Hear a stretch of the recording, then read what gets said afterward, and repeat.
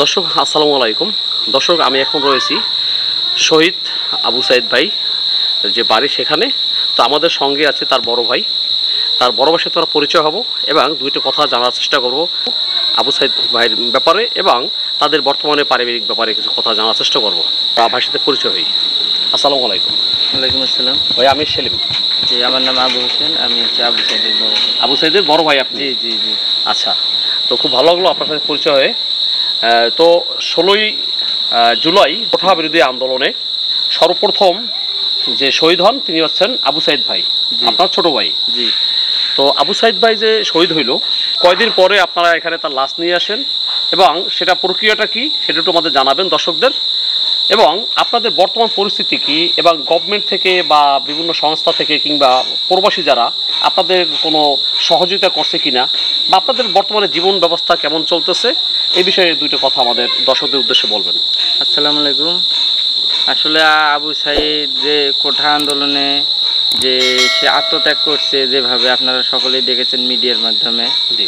আবু সাইদের মৃত্যুটাকে সবারে অন্তরে লাড়া দিয়ে গেছে, যার পরিপ্রেক্ষিতে দেশে একটা গণ অভ্যুত্থান হয়েছে এবং একটা সরকারের পতন ঘটছে, যেটা জনগণের কণ্ঠরোধ করছিল।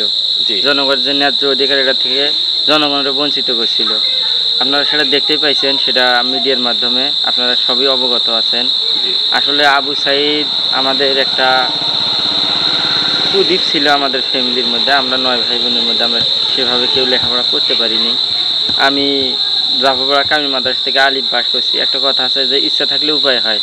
আসলে পারিবারিক অসুস্থতার কারণে আমরা লেখাপড়া আগে নিতে পারিনি। সে কিন্তু নিশ্চেষ্টায় ইউনিভার্সিটির মতো জায়গায় আমাদের ফ্যামিলি থেকে যাওয়ার দুঃসাধ্য ব্যাপার, সেটা সে ও সফল করে দেখাইছে।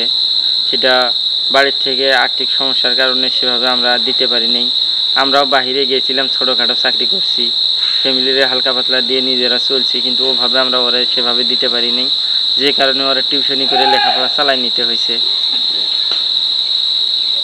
তো আমাদের পাশে দেশ বিদেশ থেকে এবং সরকারিভাবে বেসরকারিভাবে বিভিন্ন কোম্পানি থেকে মোটামুটি আর্থিক সহায়তা আমরা পাইছি।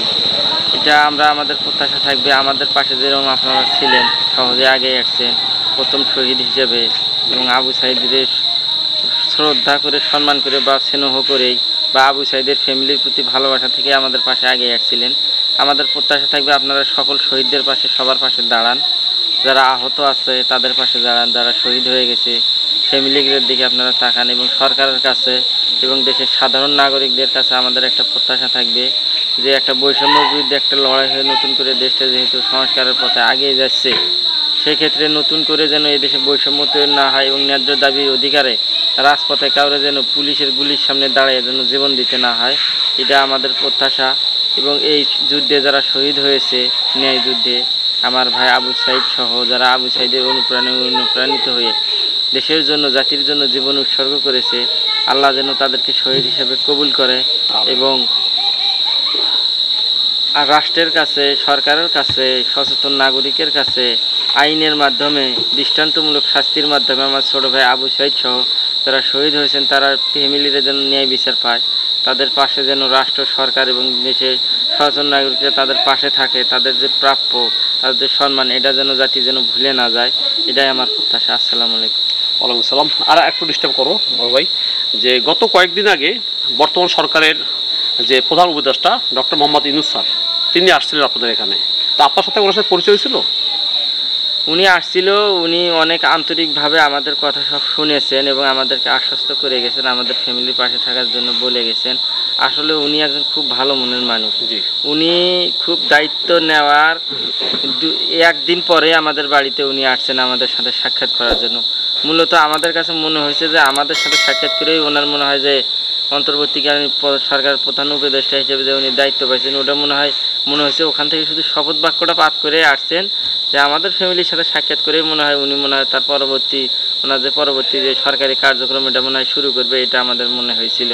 ওনার যেভাবে আসার ধরনটা বা আমাদের সাথে সাক্ষাৎ করা এবং আমাদের সাথে যে ধৈর্য সহকারে আমাদের কথাগুলো শোনা, যেখানে ওনার বক্তব্য শোনার জন্য বিদেশে ইউএসের মতো জায়গায় ওনার বক্তব্য শোনার জন্য মানে সিরিয়াল ধরে টিকিট কাটে কথা শোনার জন্য ওনার বসে, সেই লোক আমাদের বাড়িতে এসে আমাদের কথা শুনে গেছে।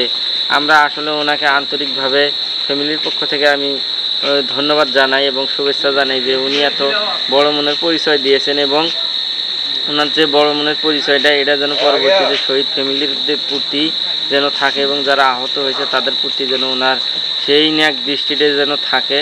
তারা যেন সকলেই এই দেশের জন্য যারা জীবন দিয়ে গেছেন এটা যেন উনি ধরে রাখার জন্য যা করণীয় রাষ্ট্রপ্রধান হিসেবে যা করণীয় উনি যেন এটা করে, এটা আমাদের প্রত্যাশা। আচ্ছা, অসংখ্য ধন্যবাদ ভাইজান। আরেকটা বিষয় হচ্ছে আপনাদের কোনো নাম্বার দিবেন, যদি কোনো প্রবাসী ভাই কিংবা কোনো সংস্থা কোনো মানুষ যদি আপনাদের সহযোগিতা করতে চান, সরাসরি আপনাদের নাম্বারটা দিয়ে দেন, সেই নাম্বারটা স্ক্রিনে দিয়ে দেবো।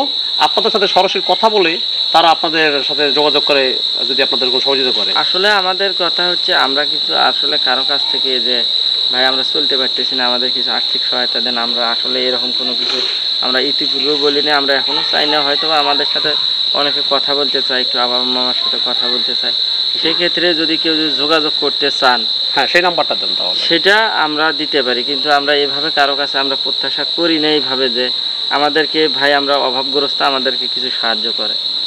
যদি আবু সাইদের প্রতি ভালোবাসার থেকে যদি ফ্যামিলির প্রতি যদি আগে যদি পাশে থাকতে চান সেই হিসাব আলাদা। হ্যাঁ সেটাই, তো সেই হিসেবে আপনার নাম্বারটা দেন, আমরা স্ক্রিন দিয়ে দেবো যদি আপনার সাথে যোগাযোগ করে।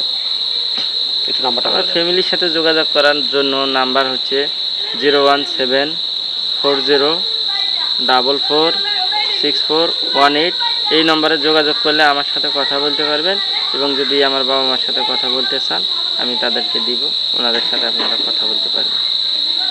আচ্ছা, অসংখ্য ধন্যবাদ ভাইজান আপনার ব্যস্তময় সময়কে।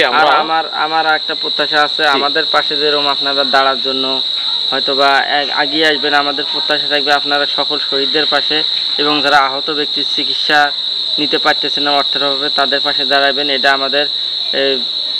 এটা আমাদের কামনা, কারণ আমরা একাই শুধু ভালো থাকি আমরা এটা চাই না, সকলের নিয়ে ভালো থাকতে চাই, এটাই আমাদের প্রত্যাশা। আপনারা সকল শহীদদের প্রতি, ফ্যামিলির প্রতি, এবং যারা আহত ব্যক্তি রয়েছেন যারা চিকিৎসা পাচ্ছে না, টাকার অভাবে চিকিৎসা করতে পারতেছে, অনেক জায়গায় শুনতেছি অনেকের চোখ নষ্ট হয়ে গেছে, হাত পা কাটে ফেলা লাগছে গুলি খেয়ে, সবার পাশে আপনাদের একটাই প্রত্যাশা, যেমন আপনারা যারা এই আমাদের পাশে থাকতেছেন ঠিক একইভাবে সকল শহীদ ফ্যামিলির পাশে থাকবেন, এবং তাদেরও খোঁজখবর রাখবেন।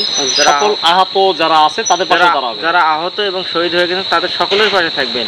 শুধু আমরা একাই আমাদের পাশে সবাই আগে আসবেন আমরা এটাও আমরা কামনা করি না, সকলের পাশে আপনারা থাকেন, এটাই আমাদের প্রত্যাশা। তো ঠিক আছে ভাইয়া, অসংখ্য ধন্যবাদ আপনাকে যে আপনি এত সুন্দর কথা আমাদের সামনে তুলে ধরছেন। তো আপনি ভালো থাকবেন, সুস্থ থাকবেন, আপনার এবং আপনার পরিবারের সকলের প্রতি দোয়া এবং শুভকামনা রইল। ভালো থাকবেন ভাইয়া। আসসালামু আলাইকুম। ওয়ালাইকুম আসসালাম।